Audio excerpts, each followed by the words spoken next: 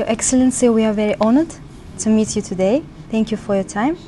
And our first question is, how would you assess the Astana Club as a dialogue platform? First of all, it's a great pleasure and honor for me back to my home. Kazakhstan for us is the fatherland, and because of our very close relation, it is a great pleasure. And Astana, although it is a new city as the capital of Kazakhstan, in a very short period of time, in less than quarter a century, under the leadership of our president, Nazar, became a center of many things. Just at the center of Eurasian steppes, a city is emerging as a city of mediation, peace efforts, economic activity. So it is now more than a capital of a nation state, which is we are very proud of Kazakhstan and the success of Astana. And Astana Club, in that sense, is a forum where all these leaders, intellectuals, opinion makers come together and discuss the future of humanity. Therefore, it is not just an event. It is, for me, sometimes I am imagining how Astana will be in next 50 years, 100 years, 200 years. If a city makes such a progress in 20, 25 years, you can imagine how much more progress it may achieve in next 100 years. So these are like seeds in the Eurasian steppes. And these seeds, I am sure, will create a new approach, and it will be a source of pride, not only for Kazakhstan, but for all nations having the same historic background and common destiny in the future, like Turkey. Success of Kazakhstan for us, for Turks, is the success of Turkey. And rise of Astana as a city of dialogue, harmony, economic activity, for us is like the rise of Istanbul. In fact, it is very interesting. One of the names of Istanbul is Asitane, exactly the same meaning, Astane. So Astana for us is Asitane of our, like Istanbul. We don't see any difference between Ankara and Astana or Istanbul and Astana. So it is this Astana Club, Astana Forum, Astana Process. I am sure there will be many other names in the future. These are all indications of the success of Kazakhstan and Astana. What is the main reason of your participation in Astana Club, and what the main ideas you would like to highlight there? First of all, let me say, if there is any invitation from Kazakhstan, whatever happens in my routine life, it is a must for me to accept this invitation and to come. Because this is, as I said, for all Turks, this is our home. And if this invitation comes from President Nursultan Nazarbayev, as a great friend and elder brother of all of us, it is not just an invitation, it is something, a duty you have to attend. So when I received the invitation, I instructed my team that whatever happens, we will attend this forum. And the purpose, when I see also, when I looked at the program and participants, I realized many of my former colleagues as President, as Prime Minister, as Minister of Foreign Affairs in the past, they are also attending. Hamid Karzai or President Tadic, Yusufovic, many of them are also. So it is first, it is a must to come and accept the invitation. Second, the participants, they are all well experienced, leading figures of world politics in last 20 years maybe. And therefore, for me, it was also a good opportunity to meet my colleagues. And third, of course, is the substance. The world is going through a critical stage at this moment. And all the intellectuals, and statesmen, politicians, they have to come together to discuss the future of international system, world order, what will be happening, because there have been several crises in the past, global economic crisis, geopolitical clashes, structural dissolution of states, etc., and economic restrictions, protectionism. I think in the last 100 years, today is the 100th anniversary of the end of First World War. But in order not to have any Cold War or any World War in the future, we have to come more frequently and discuss and share the destiny of humanity. That is also a good opportunity for me to address these issues as an intellectual and as a statesman, and to share my views with my colleagues. Thank you very much, Your Excellency. And now I would like to shift the focus from to international politics, where we are witnessing lots of different turmoil. My question is, what can you say about the situation in the Middle East? Because now we are seeing the tension in the region.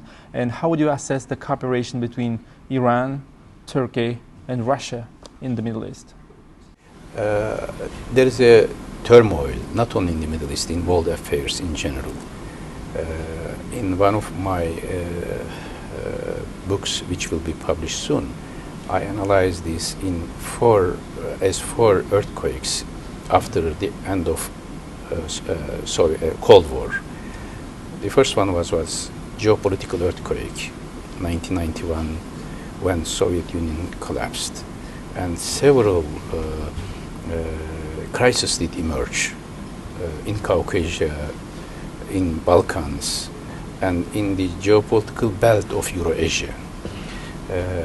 Second is 9/11 security earthquake, a big earthquake which created a new psychology towards security, more security than democracy, like in 1990s. Third was global economic crisis in 2008, and the fourth one was 2010 and 11 Arab Spring. So all these structures, all these crises have shaken the structures of nation states and regional orders. And today, when we look at from Turkish perspective, we had always promoted from 2003 until now more economic cooperation, more economic interdependency, more political dialogue, mediation efforts like between Syria and Israel in 2008, or nuclear deal in nuclear Tehran agreement in 2010. Many others initiatives like Turkey, Serbia, Bosnia-Herzegovina trilateral process, Turkey, Georgia, Azerbaijan trilateral process, establishment of several institutions like Turkey Consul, etc. So, unfortunately, because of all these crises, especially Arab Spring, because of the disintegration of states, it was very difficult to develop the spirit of cooperation. And there has been a gap between internationally recognized territories and de facto control of states. Like 20% of land of Azerbaijan is still under occupation by Armenian forces for last more than 25 years almost now. Or Iraq practically has been divided, or Ukraine has been divided. Georgia, some parts of Georgia, still the question of Abkhazia is pending. So, and Syria now is in the same shape. Libya.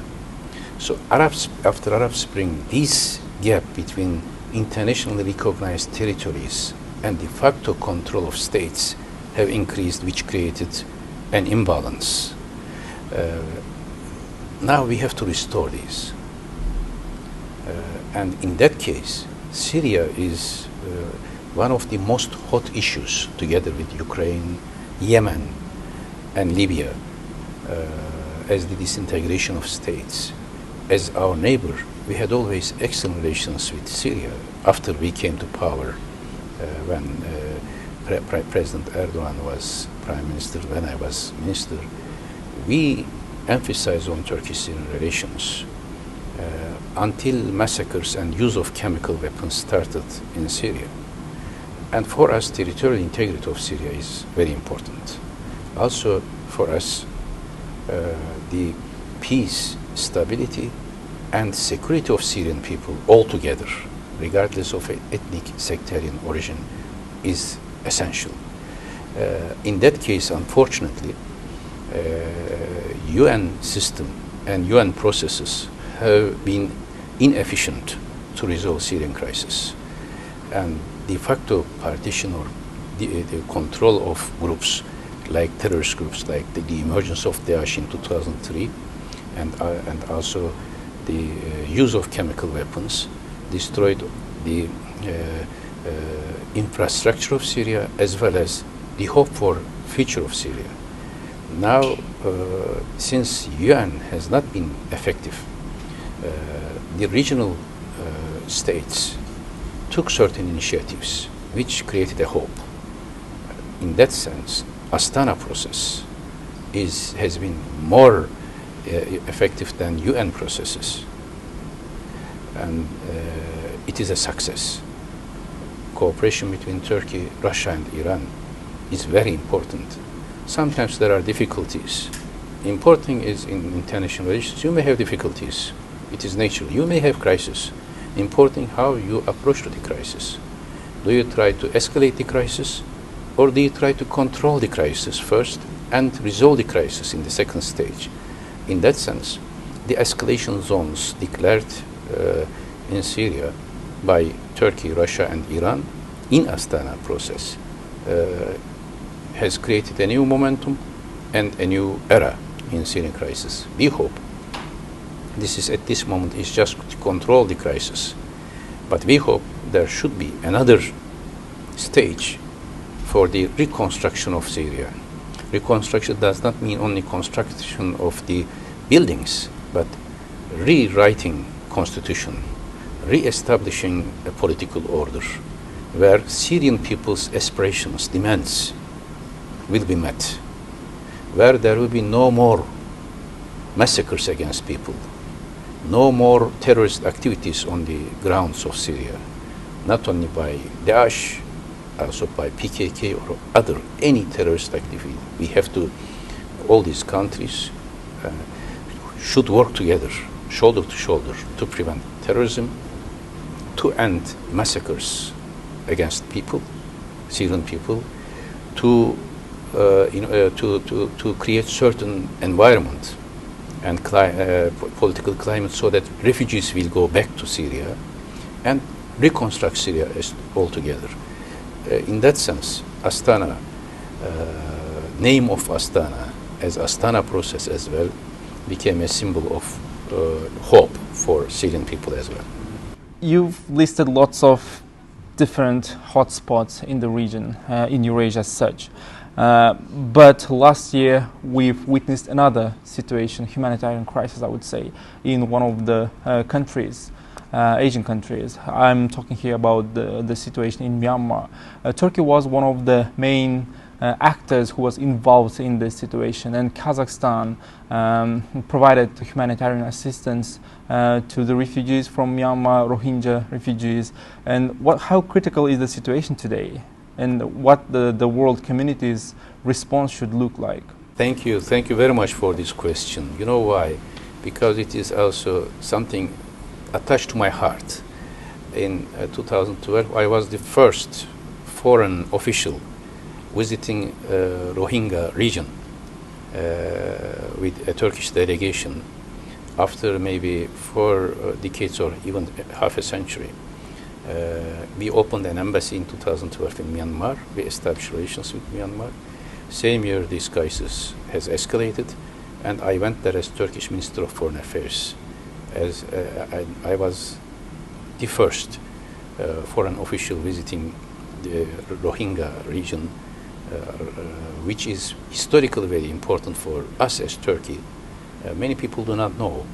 Around 10,000 Turkish prisoners of war were taken to Myanmar in 1917 when Turkish army and British army fought in Iraq.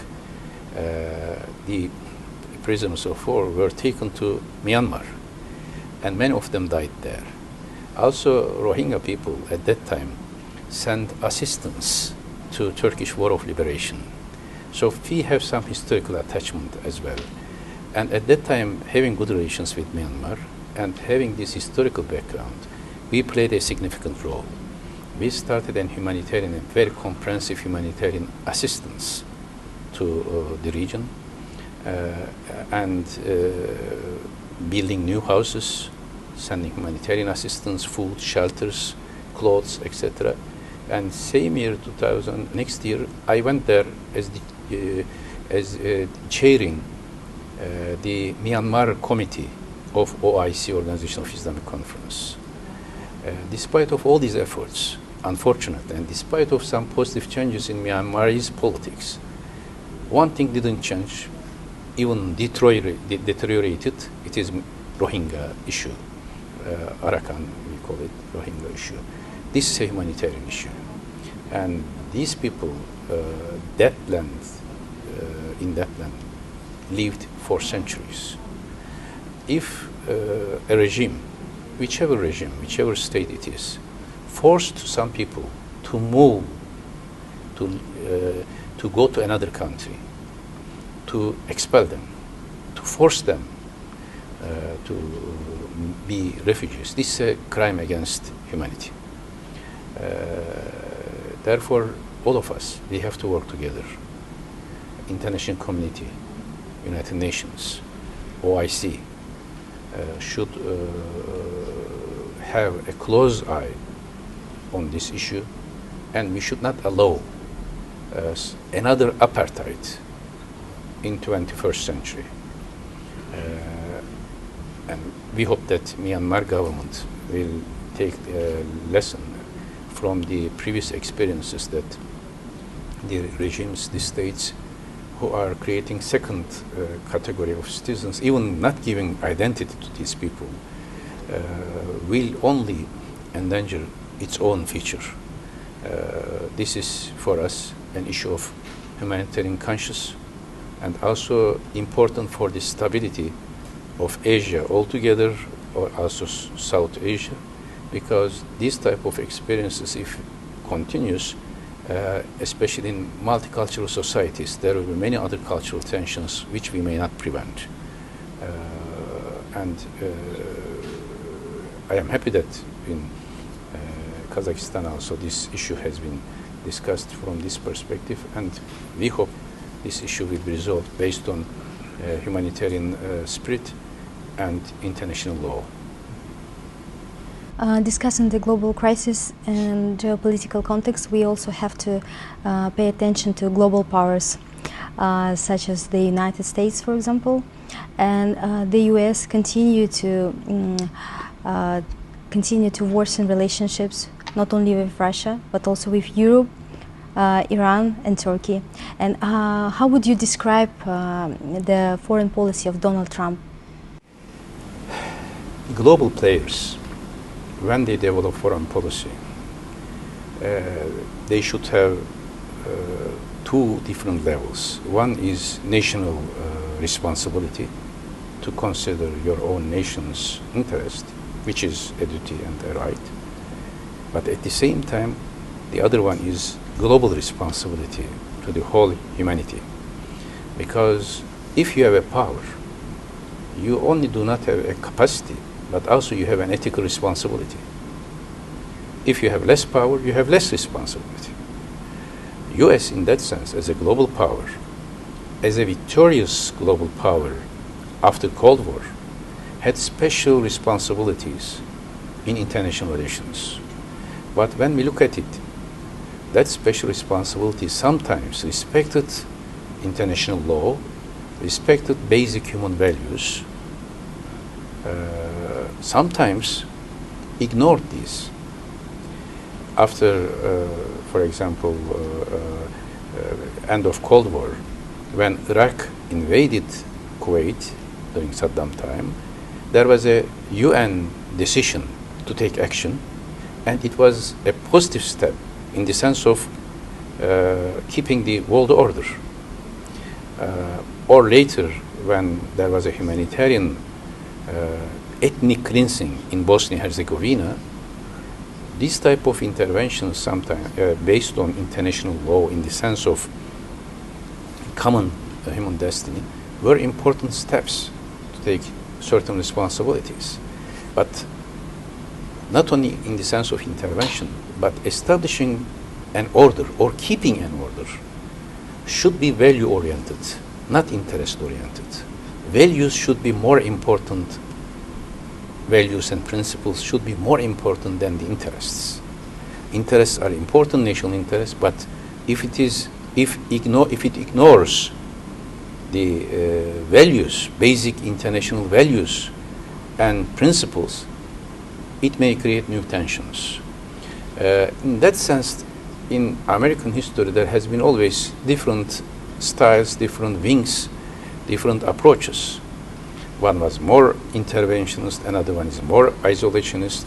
One is more like Wilson principles, more principle-oriented. Some are more interest-oriented. But unfortunately, in last 2 years, it is very difficult to predict as a global power how US would approach. Everybody was this way or the other way. Was able to predict President Obama's reaction, or even before that President Bush or President Clinton in 1990s, because there were certain institutions and continuity of American policy. But unfortunately, there has been a gap between American institutions and presidency, White House. This affects decision-making process. Also, there has been a lack of proper and in-depth consultation between U.S. and other global powers. Sometimes it goes very well in certain cases. Even Turkish-American relations, you can see. 3 months ago, there was a huge crisis. But because of a legal case in Turkey against Bronson, then now it has been normalized. 1 year ago it was very good, but you cannot be sure what will be happening in next 2-3 months if US continue to support pro-PKK activities in Syria. Similarly, with Iran, there has been an agreement, nuclear agreement, a few years ago, 2015, during Obama time. Now you are canceling it. But in international law, there is continuity of state. Kazakhstan was, for example, felt that during the arrangements during Soviet time continued, although Kazakhstan was a new state, certain commitments were made, especially, which was a success really from the perspective of Kazakhstan and President Nursultan Nazarbayev, nuclear disarmament. There was a commitment, and Nursultan Nazarbayev and Kazakhstan fulfilled that commitment. This reflects the continuity of state. Suddenly now there is a tension between US and Iran, and the hope 3 years ago created by the agreement now has been vaporized. This is what is dangerous, not only for the interest of US, but for the global community.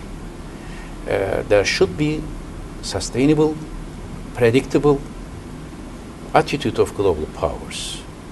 And in that sense, we hope after the election, by elections in Congress and Senate in US, there will be more stable American foreign policy, especially in American-Russian relations, in American-Iranian relations, American-Turkish relations, American and US-EU relations as well. This is important for the stability all over the world. You mentioned global responsibility. One of the actors in international relations who claims for global responsibility is the European Union. So, and on the other hand, the European Union is one of the main partners for Turkey.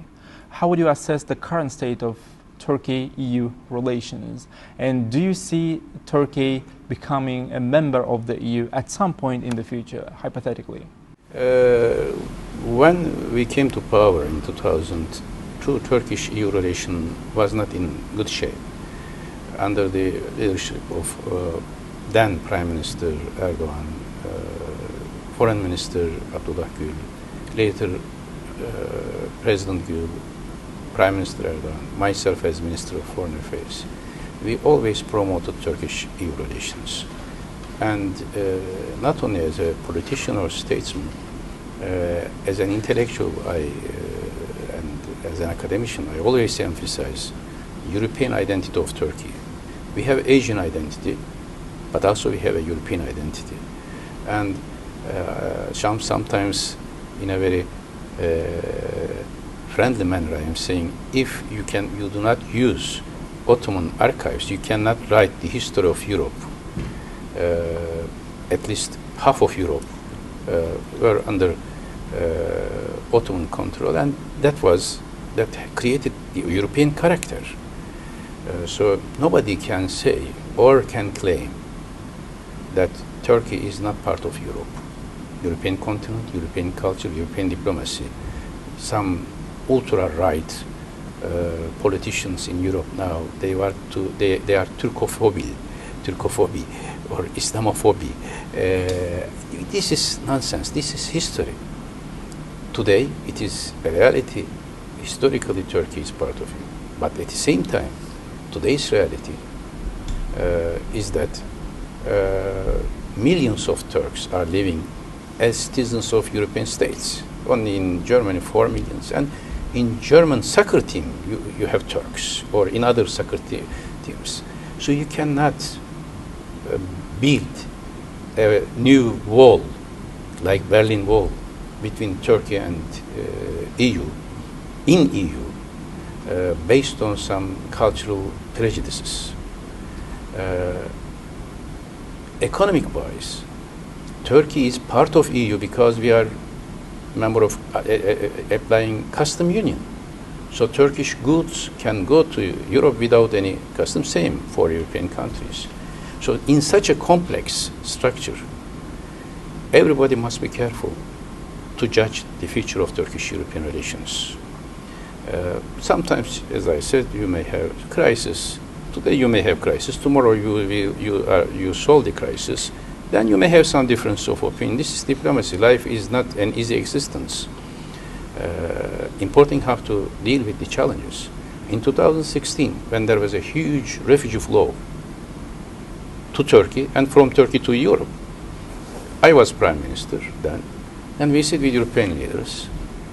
And 18 March 2016, we signed an agreement and declared this agreement both on visa liberalization, updating custom union, European assistance to refugees, 3+3 billion US dollars, having summits by two summit in every year, etc. A certain framework. And as Turkey, we did our part, and refugee flow has been controlled. But unfortunately, after my resignation, the European side, and that the European responsibilities on that side have not been fulfilled properly. This agreement did not reach to a final success. If it reached, today Turkish-EU relations would have been in a much different shape. Last year we had some problems. Why? Sometimes we have to be realistic. In democratic societies, elections are always challenging.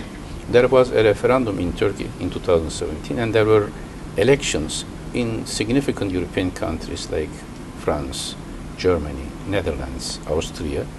And of course, Turkish-EU relations became sometimes victim of this election psychology. But now 2018, I am very happy to see that Turkish-EU relations is improving, not as fast as we want, but at least some improvements are there, and challenges in front of us brings all of us around the table. Last month, when President Putin, President Macron, and German Chancellor Merkel, and our President Erdogan, when they meet in Istanbul, that was the picture which we want and which we, all of us, we need. Turks, Russians, and Europeans are coming together on Syrian issue. This should be the method, not cutting relations, not implementing sanctions, not just observing things, how things are moving, but making constructive contribution. This is also what we need between Turkey and EU. Turkey needs EU, no doubt, but EU needs Turkey as well. This is not one-sided dependency. This is a relationship of interdependency. If that relationship does not go well, everybody will lose. The responsibilities of politicians in diplomacy is to create win-win situation, not lose-lose situation. Your Excellency, you mentioned that some of the European countries, they may still feel like have a Turkey-phobia, as you said, because of the past. But actually some of the experts, and especially media experts, they think that right now that Turkey tries to claim as a leader in the Muslim world, maybe using the past of Ottoman Empire, or which we can be noticed in the soft power, yeah, such as media, TV, films. I'm sure you know what I mean. In a very popular visual context, yeah. Right now, Turkey is represented like a power in some kind. What do you think about this? Of course, Turkey is a power, an important power. Nobody can ignore this. Sometimes even our foreign policy has been called as neo-Ottomanism, which was not right. Why? On one side, we have to be realistic. Dealing with the past should be constructive, not emotional. Turkey is a nation state which did emerge after the collapse of a multicultural empire. For example, some people do not understand the psychology in that sense. Why Bosniaks in 1993 were killed, massacred? Why Bosniaks wanted to come to Turkey, although we are not neighbors? Hundreds of thousands of Bosniaks wanted to come to Turkey as refugees. Why in Kosovo? Again, there is no common border. With Syria, we have a common border. Why did they want to come to Turkey when there was a war in Kosovo? Why Georgia-Abkhazian tension also created Abkhazians wanted to come to Turkey, Georgians as well? Or when Saddam massacres Kurds, why did they come to Turkey but didn't go to Syria in 1980s or Iran? You know why? Because in Turkey we have more Bosniaks than in Bosnia. We have more Albanians than in Albania. We have more Kosovars than in Kosovo. We have more Abkhazians than in Abkhazia. We have more Chechens than in Chechnya. And we have as many as Georgians like in Georgia. And we have more Kurds in Turkey than in Iraq. So for centuries these societies lived together.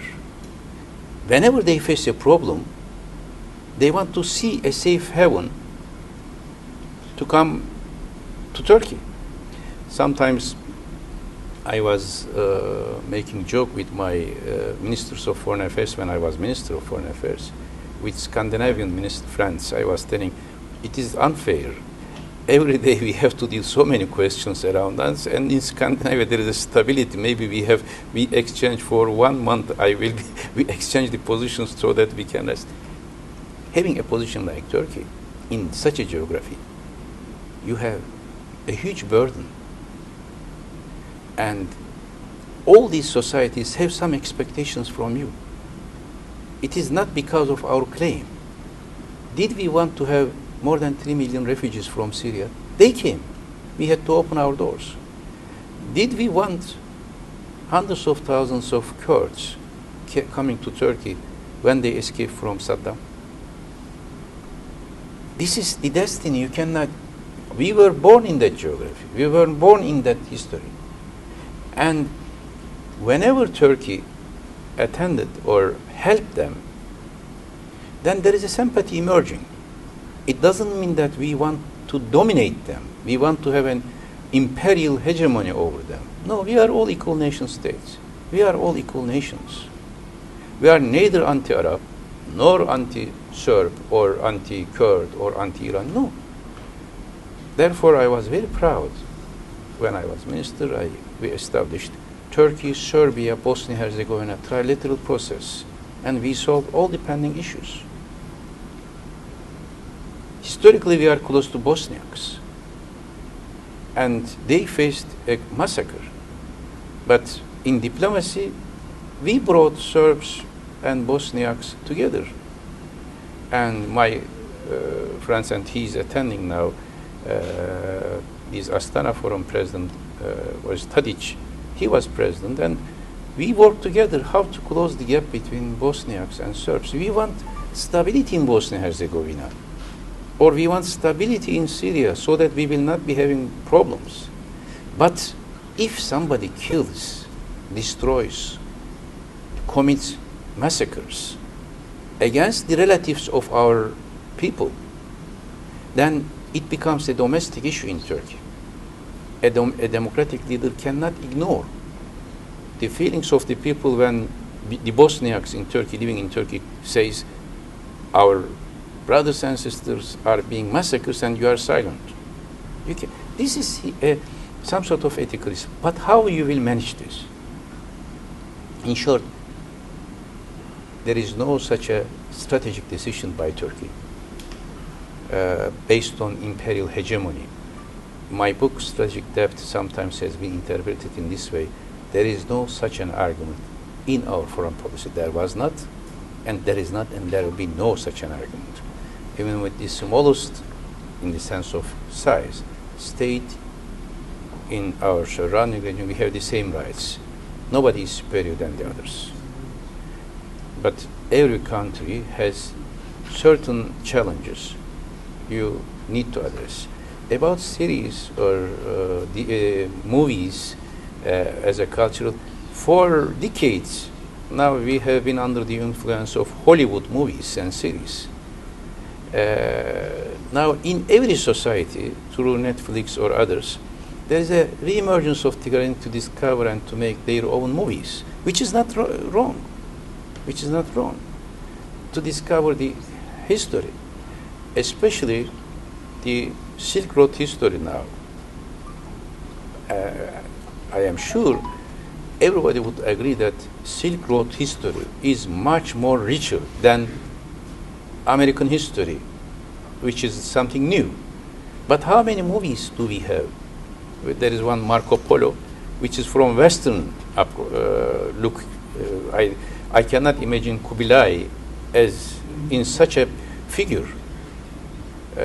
Is there, how many movies do we have? Kazakh or Turkish or Uzbek movies, or Turkmen, or on Central Asia? There are so many series on British history recently, but what about how Turkish tribes move from Maver Ayun Nehir, from Chimkent, from Hoca Ahmed Yesevi? The story of Hoca Ahmed Yesevi is much, much more colorful and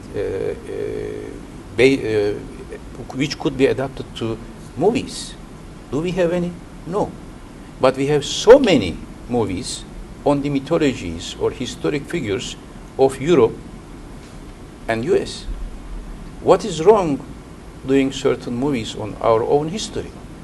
And if this creates a sympathy, this is natural. Like many Hollywood movies created sympathies for American culture. And this is also some sort of independence of cultural identity. when I was high school student, I was reading Cengiz Aytmatov.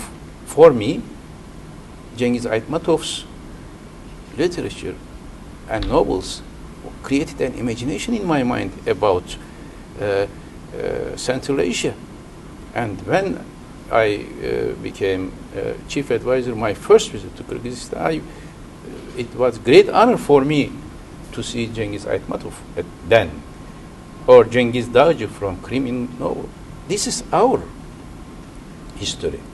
And I hope there will be Kazakh movies, Kazakh series of movies explaining the history or giving the picture of Euro-Asian steppes, how Kazakh contributed to Euro-Asian civilization.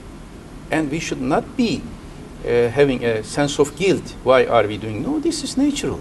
Every nation has the right, and it is not a decision. We didn't tell to Turkish movie makers, do these so that there will be a Turkish influence, cultural influence. No, it is a natural process. When a country creates certain momentum, there is such a Vikings, for example, recently in Netflix, Vikings about the history of Scandinavian societies.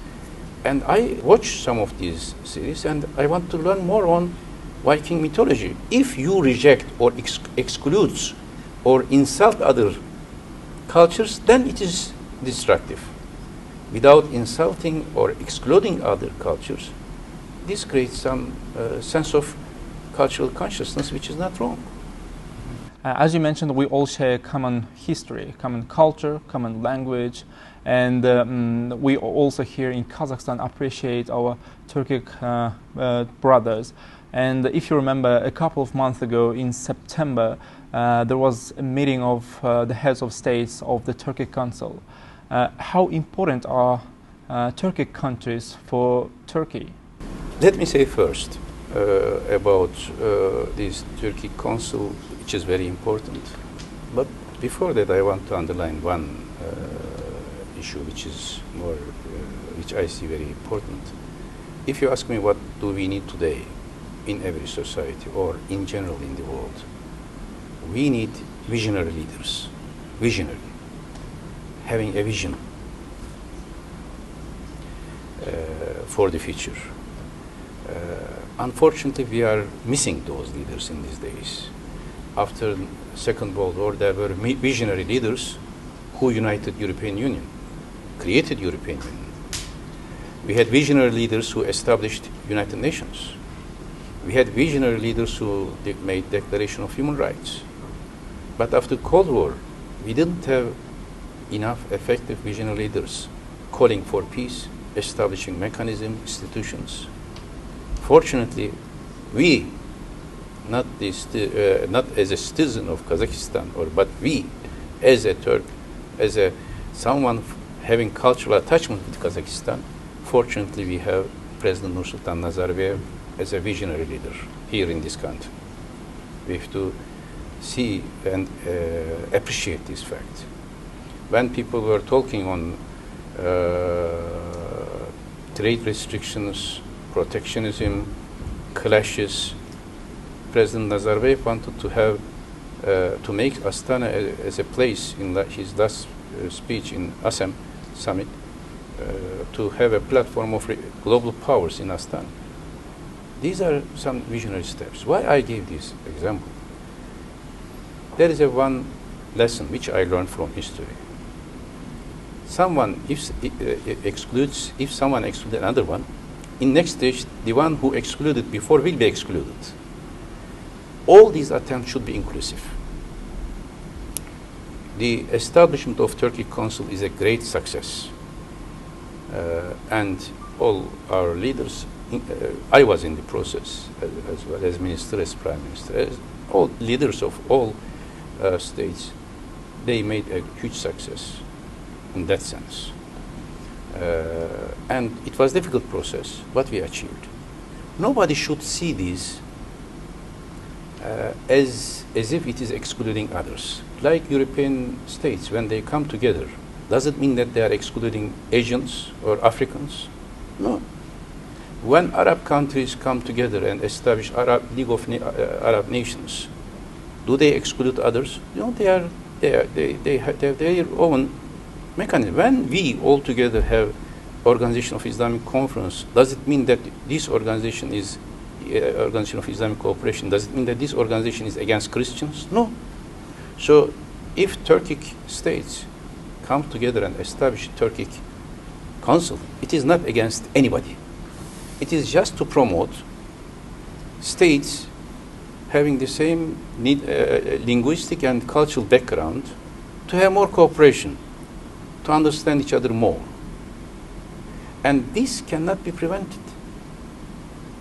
Slavic people or European people, they have these type of organizations. Important here is you should not be submitting or portraying this, giving a picture as if this is against another country.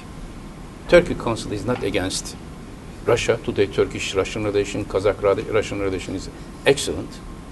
Turkic Council is not against Iran or against China or against anybody. Here, important principle is inclusivity. You have to bring states, if you bring together, there should be, I always say, 3 levels. One is bilateral relations. If Turkish-Kazakh relation is not doing well, you cannot have a higher relation. For example, in the past, we had some difficulties with Uzbekistan. Fortunately now, very good relations with Uzbekistan. I am very proud of this because in 2013, after many years, 2014, I visited Uzbekistan to improve our relations. If Turkey has good relations with Kyrgyzstan, with Turkmenistan, then you can establish on these. Bilateral relations should be based on spirit of cooperation. Second level is this type of regional organizations. Turkic Council. I was very happy when I heard that there was a summit here about Central Asian republics. And this also was a success. Sometimes they are matching, sometimes they have different members. Same Euro-Asian Economic Union. Is it an alternative to Turkic Council? Or is Turkic Council an alternative to this? No, they are complementary. We should see them complementary. Third level is continental or more global level. All these organizations should be complementary to each other for the ultimate peace and stability in international system. So Turkic Council is a success, and in that success, all the leaders of member countries had very significant role. President İlham Aliyev, President Erdogan, President Nazar, all of them, Kyrgyz presidents, and all. This is our common success. It should be protected, it should be developed, but this should not be seen as alternative or as a pole against any other organization. As a concluding point, I would like to ask the final question. You've said lots of words, pleasant words addressed to Kazakhstan, to the people here, to President. But how do you see the future of Kazakhstan in the region and in Eurasia as such? Geography is the destiny of a nation. And if a nation or leaders of a nation can utilize geography in the right way, that geography makes them a success story. But if they do not understand the logic of that geography, geopolitics, the same geopolitics could be a disaster for the same nation. In that sense, Kazakhstan, as the geography, is a blessing to Kazakh people, but also a challenge. When I wrote my book, Strategic Debt for Turkey, I used this terminology not as an expansionist way, no. What is the uniqueness of Turkish geography? Right at the center of Eurasia and Afro-Eurasia, in fact, makes Turkey something unique. Therefore, we try to reformulate our foreign policy. If I write a strategic draft for another country, Kazakhstan is one of the best examples, because on one side you have the Asian aspect, deep Asian strategy. On the other hand, you have a European perspective and also Central Asian geography. Even in South Kazakhstan and North Kazakhstan are two different geographies. In that sense, in fact, it was a very wise decision to have Astana right at the center of the country to unite all these different characteristics of Kazakh geography. When I looked at this geography, the wisest policy for a nation living in this geography is not utopic, but also not minimalistic. The optimum is to be a bridge, but also not a passive bridge, but an active peace-building bridge. Because if there is stability and peace in Eurasia altogether, Kazakhstan will be prosperous. Rising Chinese economy, huge energy resources in Kazakhstan and in Russia and in all, and also having a perspective of Eurasian common market. So having another wing in Central Asia and Turkic Council, this multidimensional character of geography and history creates new opportunities for Kazakhstan. And fortunately, Kazakhstan is utilizing these opportunities in a positive and constructive way. Therefore, we have Astana process for Syria in Astana, or we have Astana Forum, and the name of Astana is started to be visualized or imagined with the concepts of peace, mediation, dialogue, etc. That should be kept.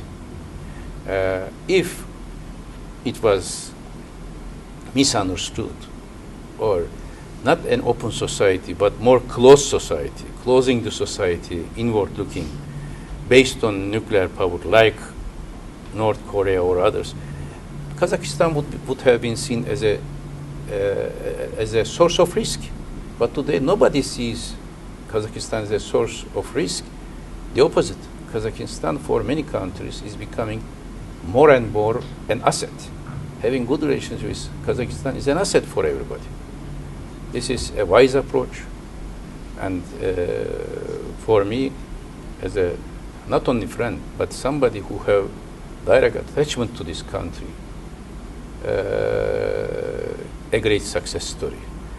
When I was minister and prime minister, I was always telling my diplomats, whenever you see certain flags, you will feel that it is like a Turkish flag. One of them is, the leading one is Kazakhstan flag. If it rises, we are proud.